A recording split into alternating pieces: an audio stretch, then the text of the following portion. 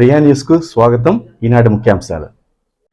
చిత్తూరు జిల్లా కుప్పంలో అధికార వైసీపీ రెబల్ అభ్యర్థిగా వసనాడు మురళి తన నామినేషన్ పత్రాలను కుప్పం నియోజకవర్గ ఎన్నికల అధికారికి అందజేశారు. అనంతరం ఆయన మాట్లాడుతూ వైసీపీ ఆవిర్భావం నుండి పార్టీ బలోపేతానికి ఎంతగానో కృషి చేశారని, తెలుగుదేశం పార్టీ హయాంలో సైతం కుప్పం మండలం వసనాడు పంచాయతీ సర్పంచ్గా ఎన్నో సేవలు అందించడం జరిగిందని తెలిపారు. అలాంటి వైసీపీ అధికారం చేపట్టిన తర్వాత పార్టీ బలోపేతానికి శ్రమించిన నిజమైన కార్యకర్తలను గుర్తించకపోవడం పాటు తనకు అగౌరవపరుస్తూ స్థానిక నాయకులు ప్రవర్తించడం తమను ఎంతగానో బాధించిందంటూ ఆవేదన వ్యక్తం చేశారు.